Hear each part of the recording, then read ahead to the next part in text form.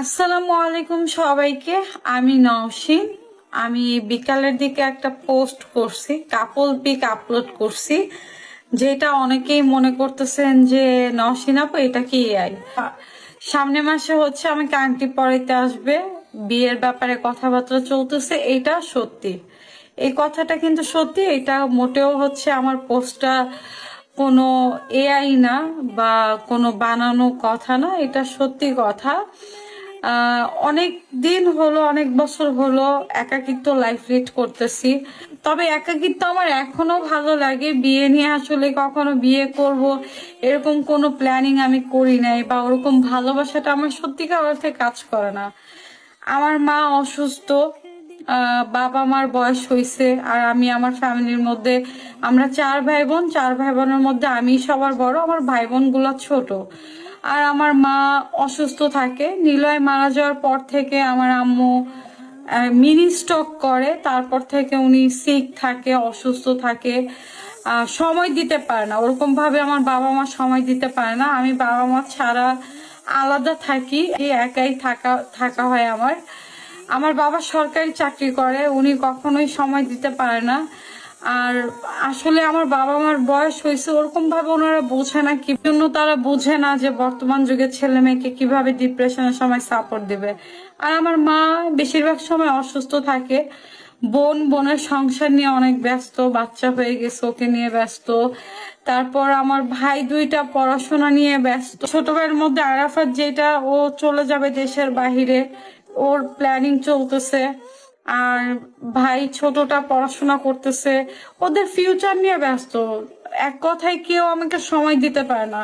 আজকে 4 বছর ধরে ডক্টরের কাছে যাওয়া, বাজার করা, তারপর হচ্ছে এভরিথিং, আমার লাইফে যত কিছু দরকার আমি একাই দৌড়াদৌড়ি করি। আর এই তো একাকিত্ব লাইফ তো। আর একাকিত্ব লাইফটা অনেক কষ্টের। তো বিয়ে বলতে বিয়ে করব এরকম কখনোই আমি ভাবি নাই। তো মা অনেকবার বলে, সবাই বলে। আর এইভাবে একা থাকলে হয় কি, সমাজের মানুষ, অনেক মানুষ আছে অনেক খারাপ ভাবে প্রস্তাব দেয়। আলহামদুলিল্লাহ আমি কোনো খারাপ কাজে, কখনো কেউ বলতে পারবে না নওশিনকে কোনো খারাপ কাজে দেখছি, খারাপ কোনো কাজে লিপ্ত হয়েছি। যদি কোনো খারাপ কাজে লিপ্ত থাকতাম, আজকে আমার ঢাকায় ফ্ল্যাট থাকতো, গাড়ি থাকতো, বাড়ি থাকতো, আমি অনেক বড় লোক হয়ে যেতে পারতাম। তো আমি খুব সাধারণ একটা মেয়ে, সাধারণভাবে চলাফেরা করি। তো আমি যে পোস্টটা দিছি, ছেলেটা আমার লাইফে সবকিছু জেনে শুনেই আসছে। সে ডিরেক্টলি আমাকে বিয়ের প্রপোজাল দিছে যে তার বাবা মাকে নিয়ে এসে আমাকে বিয়ে করবে। তো আমি একটু সময় নিচ্ছি, আমি বলছি ঠিক আছে।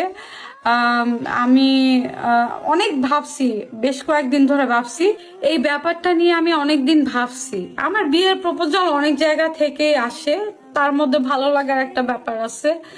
তো ছেলেটা যখন আমাকে বিয়ের প্রপোজাল দিচ্ছে ডিরেক্ট, যে বিয়ে করব, আমি আপনার দায়িত্ব নিতে চাই, আমি আপনাকে বিয়ে করতে চাই, আমি আপনার সবকিছু জানি, জেনে শুনেই আমি চাই যে আপনার কষ্টের ভাগ নিতে চাই।